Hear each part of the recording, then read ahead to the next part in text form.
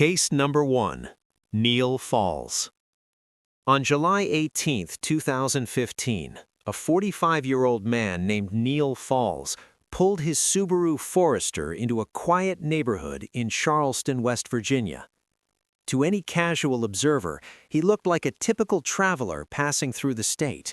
He was a former security guard from Oregon who had spent his life moving from one state to another, always staying under the radar. He had no serious criminal record, just a few minor traffic tickets scattered across the country. But Neal Falls was far from ordinary. Inside his car, hidden in the trunk, was a collection of items that police would later describe as a serial killer's starter pack. It was an extensive kill kit designed for abduction, dismemberment, and total forensic cleanup.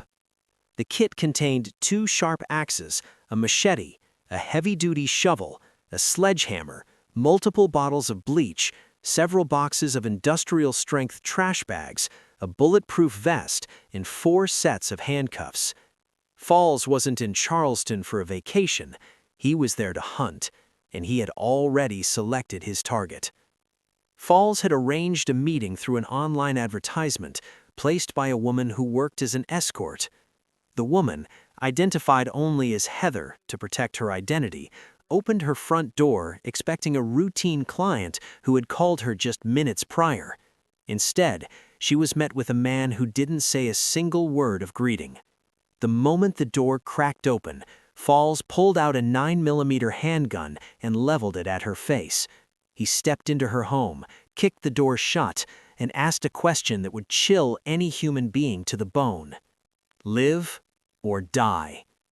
Without waiting for her to respond, Falls lunged. He was a large man, and he used his size to overpower Heather immediately. He grabbed her by the throat, cutting off her airway, and began a violent, sustained assault. He dragged her from the entryway into the kitchen, beating her across the face and head. As he strangled her, Heather later recalled the terrifying realization that this man wasn't there for the services advertised. He was there to enjoy the act of killing her. He told her firmly, "I'm gonna call the shots, and you're gonna be quiet." Despite the physical trauma and the sheer terror of having a gun pointed at her, Heather's survival instincts did not fail her.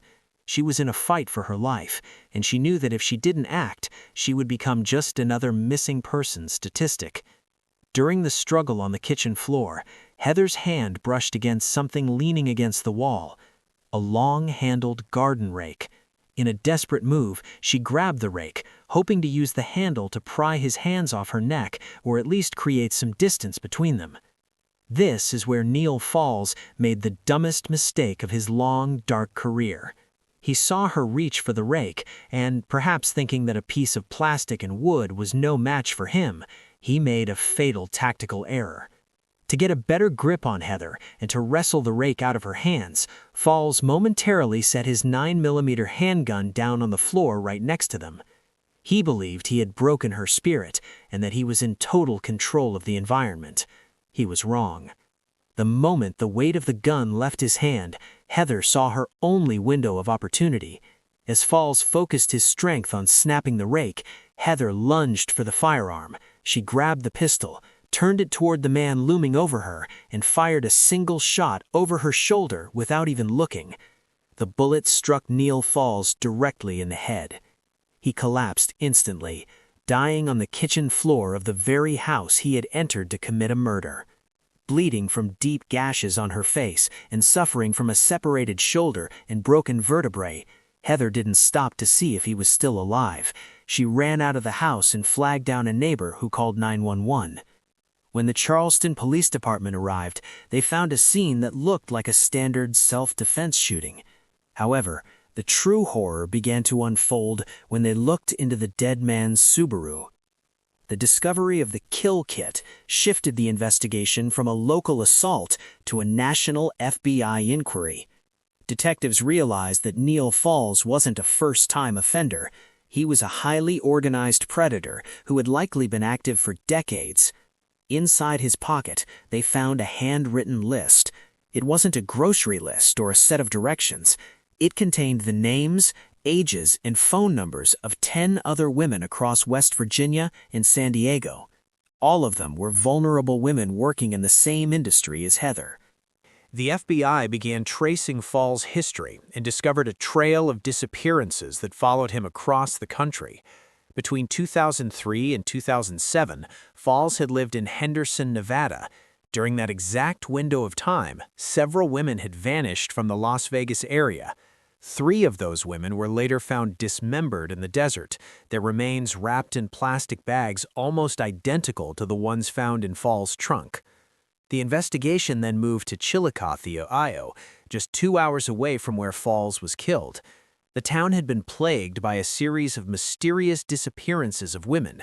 Remarkably, the disappearances in Chillicothe stopped the very day Neal Falls was shot in Heather's kitchen.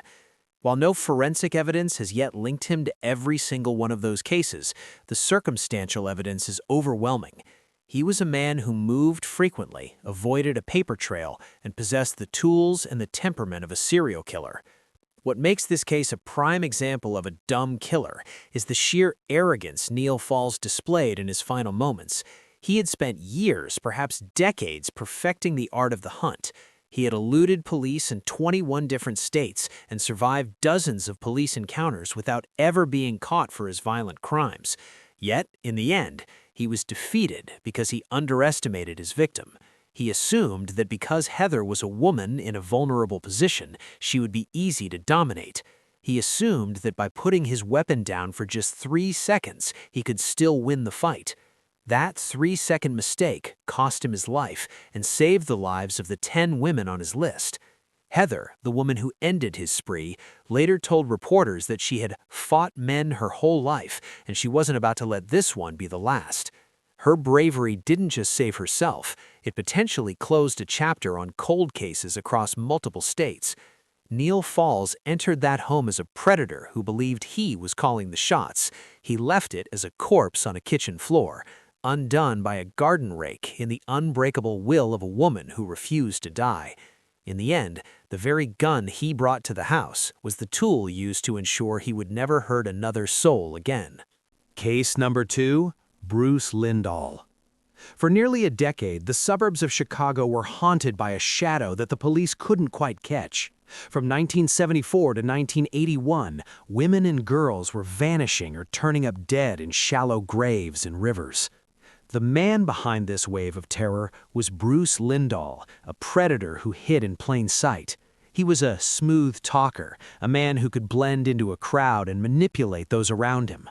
But while Lindahl was a calculated and prolific serial killer, his story ended not because of a brilliant police investigation, but because of one of the most physically dumb mistakes in the history of violent crime. On April 4, 1981, Bruce Lindahl's reign of terror ended when he accidentally killed himself while in the middle of murdering his final victim. To understand how Bruce Lindahl ended up killing himself, you first have to understand the monster he had become. For years, Lindahl had been arrested for various crimes, rapes, kidnappings, and assaults, but he always seemed to slip through the cracks of the justice system. He was a master of intimidation. In 1980, he kidnapped a woman named Deborah Colliander, took her to his apartment, and raped her. Deborah managed to escape and went straight to the police. Lindahl was arrested, but he paid his bail and walked free. Just days before he was set to go to trial, Deborah vanished. Without their star witness, prosecutors were forced to drop the charges. It was only after Lindahl's death that Deborah's body was found in a cornfield. Lindahl had murdered her to silence her. By April 1981, Lindahl felt invincible. He had beaten the system, silenced witnesses, and was free to hunt again. On the evening of April 4th, he was in Naperville, Illinois, looking for his next target. He came across 18-year-old Charles Chuck Huber Jr. at a local bowling alley. Lindahl, using his smooth-talking persona, struck up a conversation with the teenager. He eventually convinced Huber to come back to an apartment with him, claiming they were going to meet his ex-girlfriend. Huber, having no reason to suspect the man he'd just spent the evening bowling with, agreed to go. They arrived at an apartment on Modaff Road in Naperville. The moment they were inside and the door was locked, Lindahl's persona vanished. He pulled out a large chef's knife and launched a frenzied, unprovoked attack on the 18-year-old. Lindahl was a large man, standing 6 feet tall and weighing over 200 pounds, and he clearly expected the much younger Huber to be an easy victim. He began stabbing Huber repeatedly, eventually inflicting a staggering 28 stab wounds on the young man. But Charles Huber did not go down without a fight. Despite the surprise and the overwhelming violence of the attack, Huber fought back with everything he had. The two men engaged in a violent struggle that moved through the apartment. It was during this chaotic, desperate wrestling match that Lindahl made the fatal error that would end his life. As Lindahl was forcefully plunging the knife into Huber, the 18-year-old managed to shift his body or push back against the attacker. In the frenzy of the motion, Lindahl's hand slipped or he misjudged the angle of his strike. Instead of hitting his victim, Lindahl drove the large blade deep into his own left thigh. In any other location, this might have been a painful but non-lethal injury.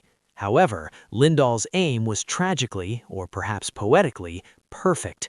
The knife sliced directly through his own femoral artery. The femoral artery is the primary supplier of blood to the leg, and a full rupture or deep slice to this vessel is a medical emergency that leads to rapid, uncontrollable blood loss. Within seconds, Lindahl began to bleed out.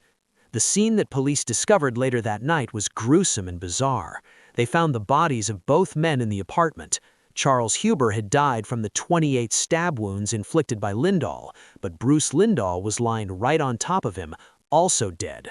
There was no third person in the room, and there were no signs of a struggle with an outside intruder. Forensic investigators soon realized that the fatal wound on Lindahl's leg had been self-inflicted. He had essentially bled to death in a matter of minutes, collapsing over the body of the man he was in the process of murdering. The death of Bruce Lindahl was initially treated as a strange murder-suicide or an accidental death during a crime. But as the years went on, the true scale of his dumb mistake became clear. Because he died that night, he was never interrogated and his crimes remained cold for decades. It wasn't until 2020 that advancements in DNA technology allowed investigators to exhume Lindahl's body. They compared his DNA to evidence found on the body of 16-year-old Pamela Maurer, who had been murdered in 1976. The match was perfect. Following that breakthrough, police linked him to the 1979 murder of Kathy Halley. In total, authorities now believe Bruce Lindahl was responsible for at least a dozen murders and nearly a dozen rapes across the Illinois suburbs. He was a prolific serial killer who had spent nearly a decade perfecting his ability to evade the law. He had survived police encounters, escaped trials, and hidden his kill kits and photographs of victims in his apartment. Yet for all his planning and all his smooth-talking manipulation, Bruce Lindahl was undone by his own hand. He was so caught up in the mindless violence of his final attack that he lacked the basic coordination to keep his own weapon away from his body. He entered that apartment in Naperville intending to add another name to his long list of victims, but instead he became his own final casualty. If Lindahl hadn't been so careless with his knife, he might have continued his spree for many more years, adding dozens more families to the list of those seeking justice. Instead, he left behind a crime scene that served as his own execution chamber. To the families of his victims, there was never a trial or a formal sentencing, but there was a grim sense of irony. The man who lived by the blade eventually died because he wasn't smart enough to handle one. Today, Bruce Lindahl is remembered not as a criminal mastermind, but as one of the dumbest killers in history, a man who was so violent, so frenzied, and so arrogant that he accidentally ended his own life while trying to take another.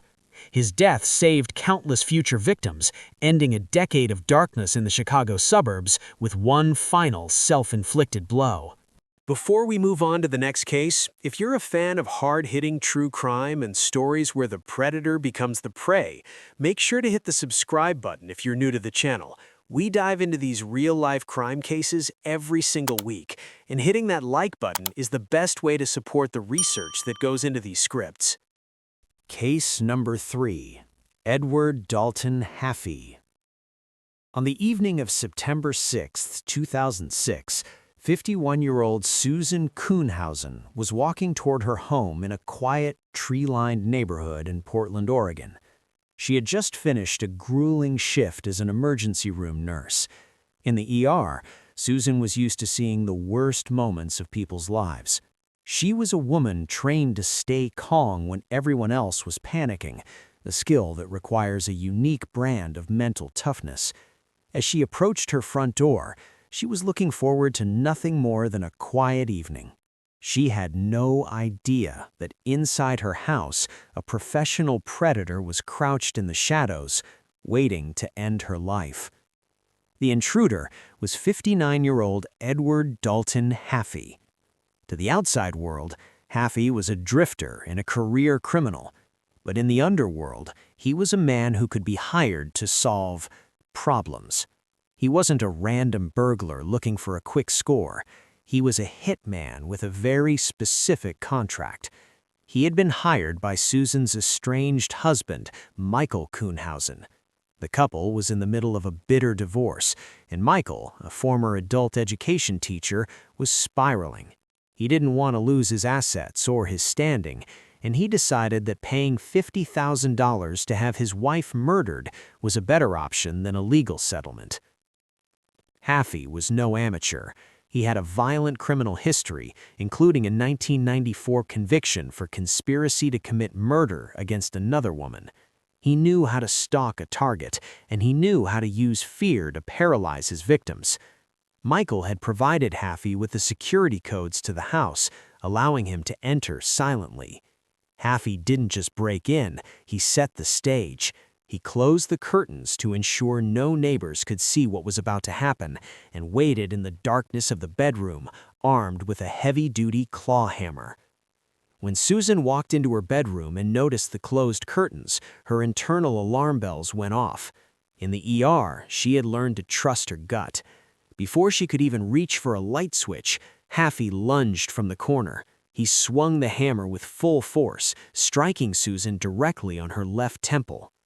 For most people, a blow like that to the skull would be the end of the story. It was designed to incapacitate her instantly. But Edward Haffey made the dumbest mistake of his life. He assumed that a 51-year-old nurse would be a soft target. Instead of falling, Susan's survival instincts exploded into action.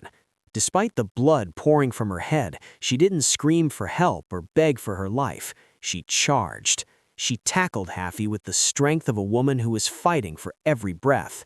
The two crashed into the furniture, and a desperate hand-to-hand struggle began. Susan managed to wrestle the hammer away from him and struck him back several times, but Haffey was desperate. He managed to reclaim the weapon and continued his assault. The fight lasted nearly 15 minutes. In the world of hand-to-hand combat, 15 minutes is a lifetime. It is an exhausting, bone-breaking duration of time. Susan later described the struggle as a business transaction of survival. At one point during the fight, she shoved Haffey against the wall with such raw power that he gasped out, "You're strong." It was the only thing he said the entire night. In that moment, the power dynamic shifted. Susan realized this man wasn't there for her jewelry, he was there to kill her. With her adrenaline surging, Susan pushed the fight into a narrow hallway where Haffey's mobility was limited. She used her weight and her knowledge of human anatomy, skills she had honed over decades in medicine, to get him into a headlock. She wrapped her arm around his neck in a professional-grade chokehold. As she squeezed, she began to bite him. She bit his arms, his chest, and his legs. She later told investigators that she wanted to leave as much of her DNA on him as possible, so that when the police found her body, they would know exactly who had killed her. But Susan wasn't the one who was going to die. She tightened her grip on Haffey's throat. She screamed at him, "Who sent you? Tell me who sent you and I'll call you a fucking ambulance." Haffey didn't answer. He only growled and struggled to break free. Susan didn't let go. She held the hold for several minutes, even after he stopped moving, making sure he could never hurt her or anyone else again. When she was certain he was dead, she didn't panic. She picked up the hammer, walked to a neighbor's house, and calmly told them to call the police. When the authorities arrived, they found Edward Dalton Haffey dead on the floor from manual strangulation. The hitman had been physically overpowered and killed by the very woman he was paid to murder. The investigation that followed was a masterclass in uncovering a dumb conspiracy.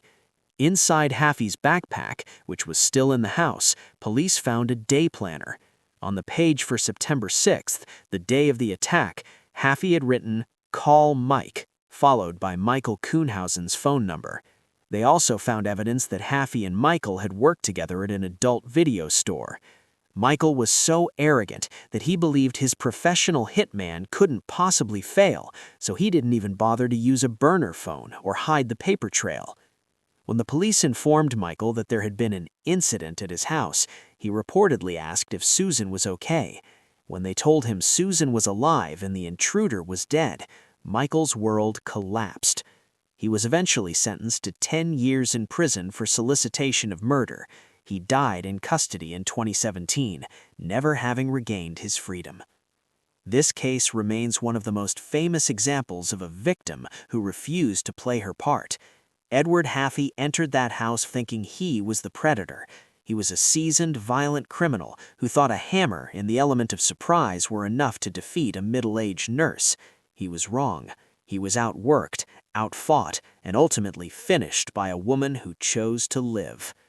Susan Walters, as she is known today, became a symbol of resilience. She often speaks to groups about self-defense and the importance of never giving up. She proved that even when the odds are stacked against you, and even when a professional killer is standing in your bedroom with a hammer, the will to survive can be the most powerful weapon in the room.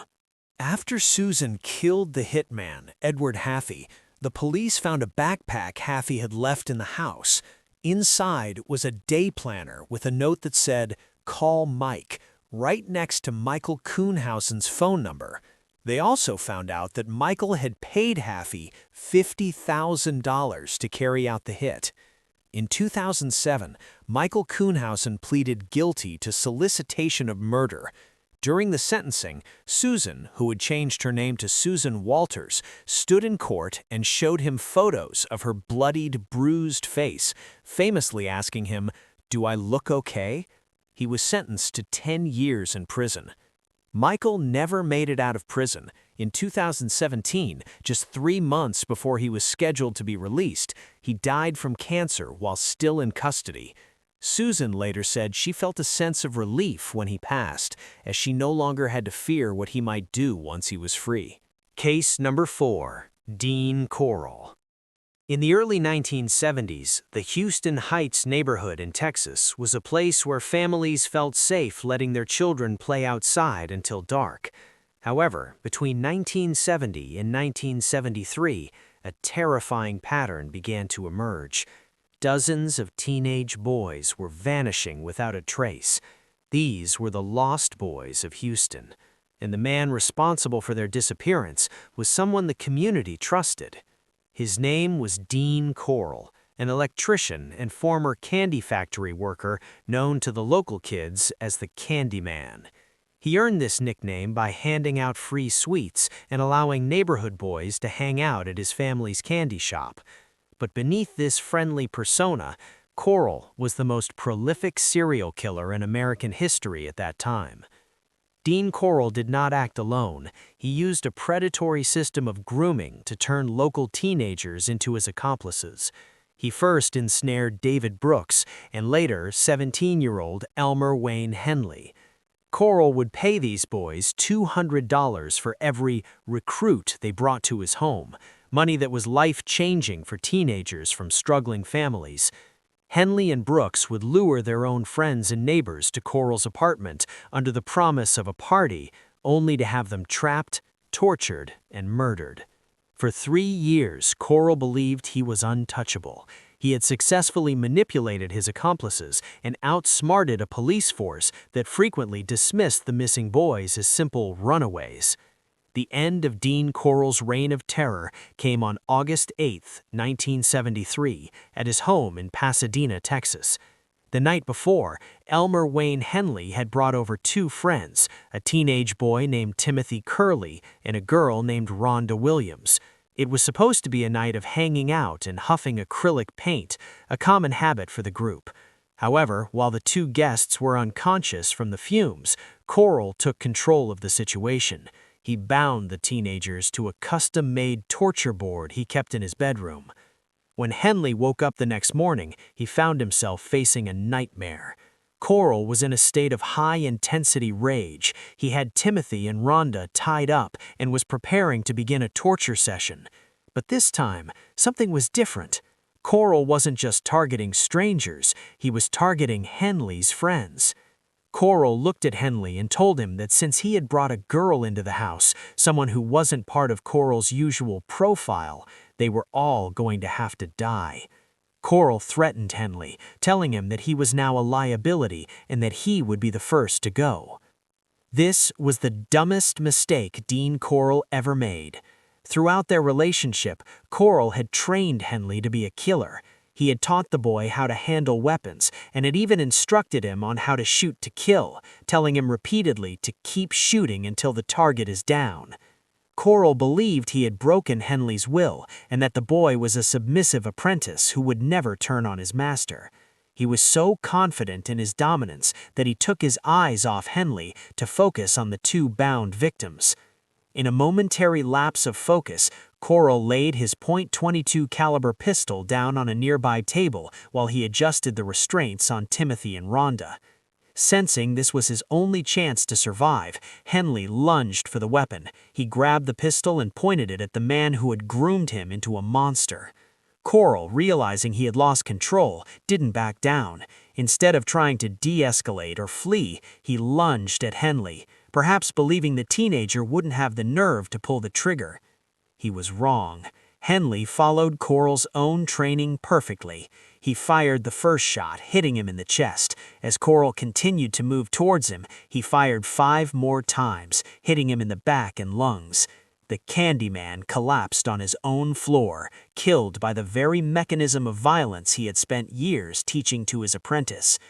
After the shooting, the situation could have gone in many directions. Henley could have untied his friends, cleaned up the scene, and walked away.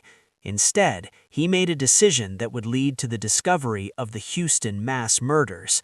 He called the police and confessed. When the officers arrived, they found a scene that initially looked like a simple case of self-defense. Henley was briefly treated as a hero for saving Timothy and Rhonda from a madman. But the truth was far darker.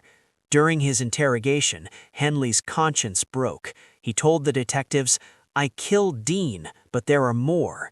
He led investigators to a rented boat storage shed. Inside, police began to dig through the dirt floor. They didn't find 1 or 2 bodies. They found 17.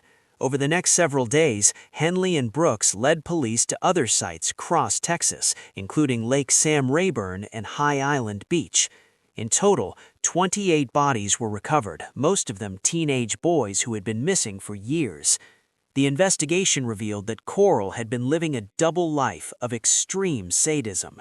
He kept a kill kit that included handcuffs, ropes, and the plywood board used for restraints.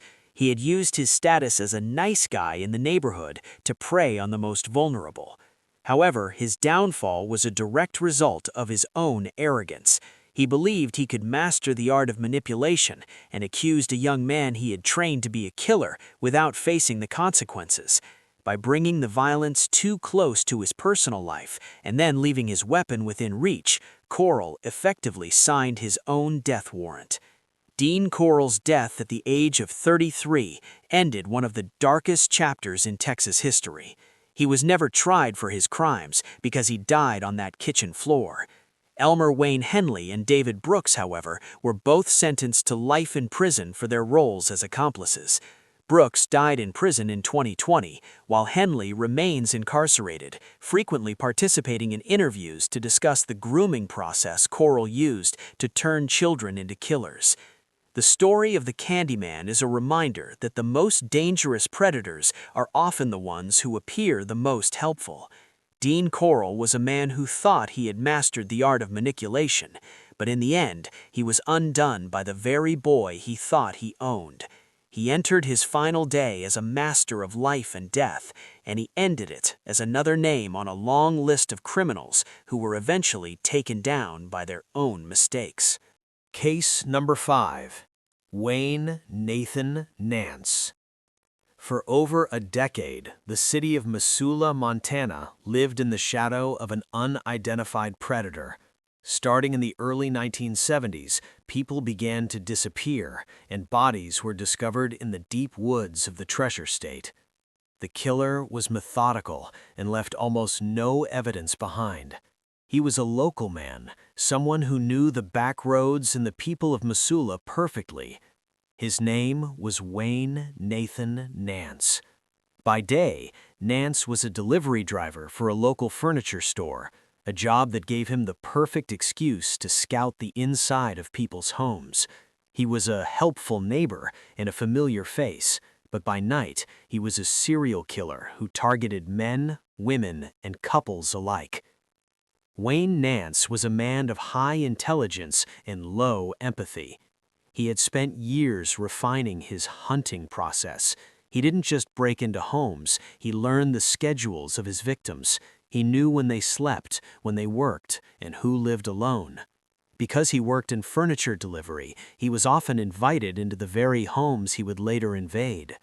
Between 1974 and 1986, Nance is believed to have committed at least 6 murders, though investigators suspect the true number could be much higher.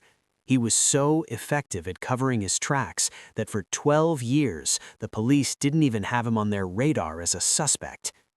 The end of Wayne Nance's spree came on September 3, 1986.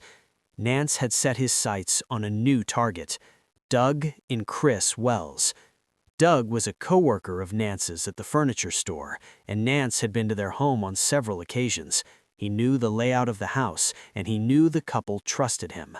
On that Wednesday night, Nance arrived at the Wells home under the guise of a friendly visit, but once he was inside, the friendly coworker vanished. He produced a firearm and a knife, quickly overpowering the couple and forcing them into the basement. Nance's plan followed his usual horrific pattern. He tied Doug Wells to a support beam in the basement and took Chris to a separate area. He intended to torture and murder them both, just as he had done to his previous victims. He was so confident in his control over the situation that he began to taunt Doug. Nance believed that because he had Doug physically restrained and because he was the one with the weapons, there was no possibility of a counterattack. This was the dumbest and final mistake of Wayne Nance's life. He had spent years killing people who were caught off guard or who were physically smaller than him. He underestimated the sheer physical strength and the fatherly protective instinct of Doug Wells. While Nance was occupied with Chris in another room, Doug began to fight against his restraints with everything he had.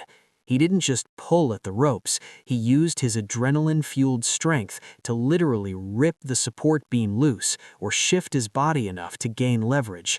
Despite being bound, Doug managed to free himself partially, but he knew he couldn't just run, he had to save his wife. As Nance returned to the basement to check on Doug, he was met with a sight he never expected. Doug wasn't a helpless victim anymore, he was a combatant. Despite being stabbed in the chest and shot in the leg in the initial struggle, Doug lunged at Nance. The two men engaged in a brutal, bloody fight across the basement floor. Nance, who was used to victims who begged or froze, was completely caught off guard by the level of violence Doug was dealing back to him. During the struggle, Doug managed to grab a heavy, blunt object, a Conestoga-style decorative frying pan that was nearby. He struck Nance across the head with enough force to daze him. As Nance stumbled, Doug didn't let up. He realized that if Nance got back to his feet, both he and his wife would be dead. Doug managed to get hold of Nance's own firearm or a nearby weapon, and in the heat of the struggle, he delivered a fatal blow. Nance was struck in the head and chest. The man who had terrorized Montana for over a decade was finally stopped by the very man he thought he had successfully trapped. Doug Wells, despite his life-threatening injuries, managed to get himself and Chris out of the house and call for help. When the Missoula police arrived at the scene, they found Wayne Nathan Nance dead on the basement floor. At first, the officers thought they were dealing with a simple home invasion gone wrong. They knew Wayne Nance. He was a local guy with no major criminal record. They couldn't believe that this delivery driver was a violent intruder. However, once investigators began searching Nance's home and his history, the Missoula Mauler mystery finally unraveled. They found a collection of trophies from previous victims. They found physical evidence linking him to the 1974 murder of Donna Pound and the 1985 murders of Mike and Teresa Shook. They even found evidence suggesting he was involved in the disappearances of several locals whose cases had gone cold for years. The helpful furniture delivery man was in reality a monster who had been hiding in plain sight for 12 years. The death of Wayne Nance was the only way the people of Missoula were ever going to get justice. Because he was killed during the commission of his final crime, he never faced a courtroom, and he never had the chance to manipulate the legal system. He was a killer who thought he was a genius, a man who believed he had perfected the perfect crime. But his arrogance was his undoing.